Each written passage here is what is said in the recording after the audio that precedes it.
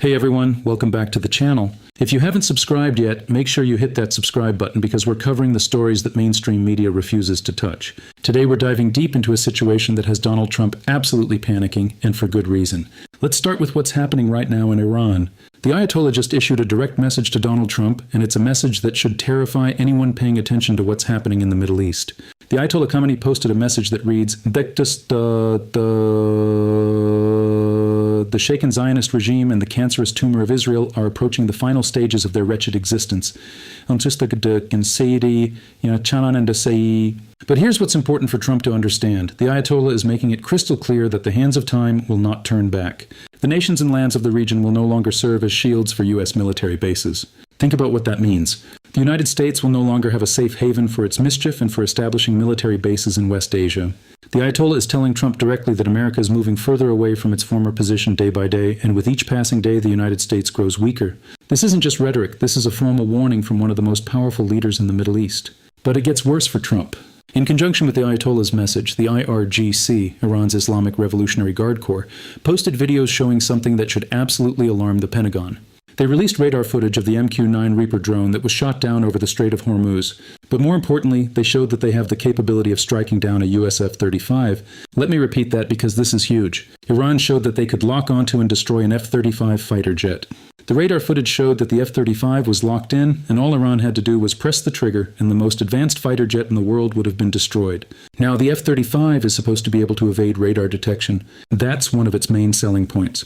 But Iran just proved on video that they can bring down F-35s. And here's the timing that's absolutely devastating for Trump. Iran released this video at the exact same time the US is trying to sell F-35s to Canada. But Canada, after watching how Trump has treated them, after experiencing Trump's tariffs and threats, is now looking to buy the Swedish Gripen fighter jet instead. Canada is actively seeking alternative military equipment because the Trump regime has demonstrated to be completely unreliable. Speaking of unreliable, let's talk about Trump's so-called Board of Peace.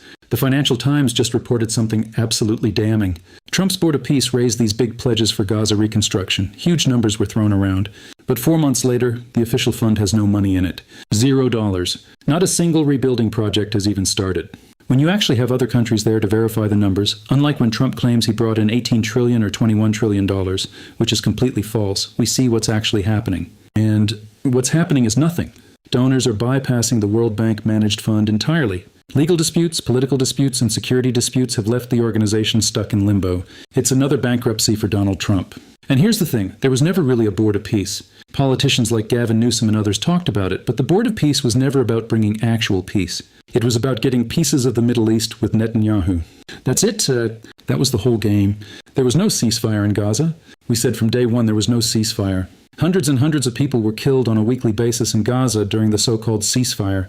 And now there's supposedly a ceasefire in Lebanon, but we're seeing mass evacuations ordered by Israel as areas in Beirut and southern Lebanon are absolutely leveled. So many innocent people are dying. So many medics are being killed under the guise of going after Hezbollah. But the reality is that innocent civilians are being slaughtered, and it's absolutely disgusting and completely unacceptable. Now let's talk about Trump's foreign policy disasters. Remember when Trump said he was making it a formal stipulation that if the United States was going to enter into a peace deal with Iran, all Arab nations must join the Abraham Accords and enter into deals directly with Israel? Let's see how that's working out for him. Saudi Arabia said no. They said they're not doing it until there's a Palestinian state with East Jerusalem as its capital. Pakistan said no. Qatar said no. And then Trump's buddy Erdogan, the president of Turkey, gave this response to Trump's proposal. Erdogan said, God willing, this tyrant called Netanyahu will receive the lesson he deserves from the Muslims of the world. So, I mean, think about how utterly pathetic that is. Trump's trying to build this coalition, and the president of Turkey is essentially telling him his plan is a disaster. Meanwhile, Iran is consolidating its power in the region. The IRGC Navy reports that 25 vessels transited the Strait of Hormuz under Iranian coordination in just the past 24 hours alone. That's oil tankers, container ships, and other commercial vessels that all passed through the strait after obtaining permission and under IRGC coordination and security. According to IRGC-linked FARS news, that brings the total number of vessels transiting the strait under Iranian oversight to more than 90 over the past 3 days. Iran has formalized its control over the Strait of Hormuz with Oman. This is huge because Oman was the mediator handpicked by the United States back in February to negotiate a peace deal between Iran and the United States. Oman actually created a deal in principle between Iran and the United States. But then what did Trump do? Netanyahu had Trump invade and bomb Iran in late February, right after there was a deal in principle. So Trump destroyed the deal, and now Iran is stronger than ever. As Donald Trump is getting this warning from the Ayatollah, as he's getting rebuked by the president of Turkey, as he looks weaker than ever before, what does he do? He tries to look tough. U.S. Southern Command on May 26th announces that under its commander, General Francis L. Donovan, the Joint Task Force Southern Spear conducted a lethal kinetic strike on a vessel operated by designated terrorist organizations. Let's show you the video. You see what's happening here? While Iran is showing its radar knocking down MQ-9 Reapers and showing that it has F-35s in its crosshairs, the U.S. is destroying little tiny fishing boats. The once proud Navy, the once proud CENTCOM, the military that was once the strongest in the world is posting videos blowing up little fishing boats. And from what we know about most of this, these are innocent fishermen, innocent people getting slaughtered at the hands of a war criminal in the Oval Office. This is a regime of war criminals that should be brought to justice and held accountable for their war crimes. But wait, there's more. While all of this is happening, Ebola is spreading right now in Africa, and nobody's talking about it. David Miliband just posted that there are 3 warning signs that this Ebola outbreak in Africa could be particularly difficult to contain. First, the outbreak is spreading faster than the response. Why? Because the Trump regime destroyed the main Ebola task force. Elon Musk was like, oopsies, I must have done it. They destroyed the Ebola task force. So when you destroy all international health organizations, when you destroy USAID, when you remove people who are monitoring and containing Ebola, the outbreak spreads faster than the response because there is no response. Second, conflict and displacement are accelerating the risk of regional spread. And third, severe global aid cuts have weakened the frontline health system and outbreak preparedness across the Eastern Democratic Republic of Congo, because there are no public health organizations really in control. And as the U.S. ceded its authority, what we're seeing in Congo is people raiding hospitals trying to find their loved ones, thereby spreading Ebola because there's no knowledge about what causes the spread.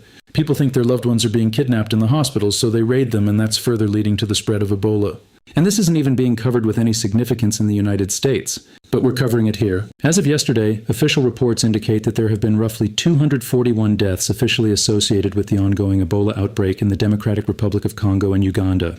There are about 1,000 suspected or confirmed cases that we know of, but this has been increasing every single day. If this continues to increase from 1,000 to 3,000 to 5,000, we could get one of these major outbreaks that people have been fearing. And Ebola is very, very lethal. A large percentage of people who get Ebola die from it.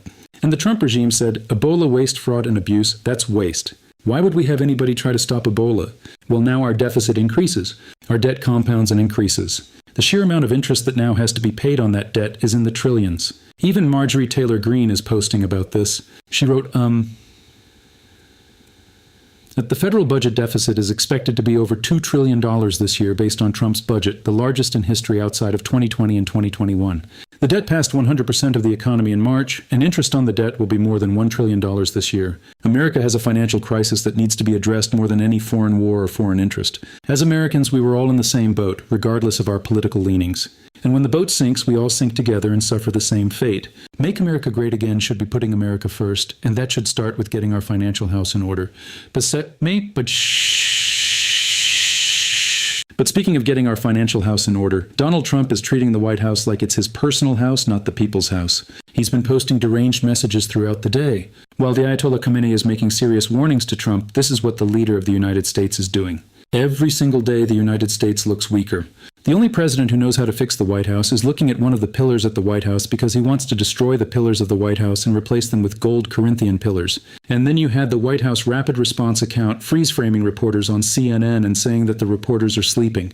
They're saying Dana Bash is falling asleep on her 54th birthday.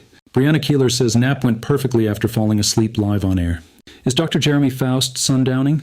Look, we know that Donald Trump is cognitively and physically declining before our eyes. We see it every damn day. We see him struggle to walk. We see what he looks like. No one's buying that the Walter Reed visit was just some routine checkup. They're editing the medical reports or getting some sanitized version. They lied about advanced imaging and said it was an MRI that's preventative in nature, just of the abdomen in October. Everything from this regime is a despicable lie, and we need to call it all out. Finally, as the Trump regime attacks Canada over and over again, the disgusting and despicable United States ambassador to Canada, who is despised and loathed in Canada, Pete Hegseth, was asked by Canada's Radio Canada, "Do you understand why people in Canada don't like you? You threatened our sovereignty. You constantly attack Canada. Do you get where this is coming from? It wasn't like Canada randomly got mad at the United States. It's like Donald Trump attacked Canada relentlessly and viciously, not just with words, but with actions, inflicting economic pain on Canada. So don't you understand that? Don't you get why people are angry?" And here's what this disgusting individual said in response. He said, "So here you've got folks who are doing everything they can to get the Canadian public to rally against America. It just doesn't make any sense." The reporter asked again, "But do you understand where that frustration is coming from?" And he said, "Absolutely not." The reporter said, "In Canada, because a lot of Canadians are saying, well, we didn't do anything wrong, and suddenly Donald Trump put tariffs on us. But this trying to stir." And the ambassador responded, "We put tariffs on everybody in the world. So, the reporter said, "There are two countries that have retaliated against America, China and Canada." And the ambassador said, "You said it, I didn't." There you have it, folks. That's where we are. The United States is being exposed on the world stage. Our military capabilities are being questioned.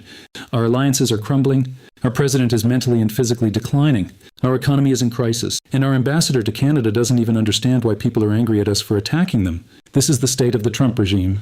This is what happens when you put a narcissistic, vengeful man in the most powerful position in the world. He doesn't care about the American people. He doesn't care about our allies. He doesn't care about the economy. He only cares about himself, his ego, and his revenge. So what do we do about this? We need to support independent media. We need to share these stories.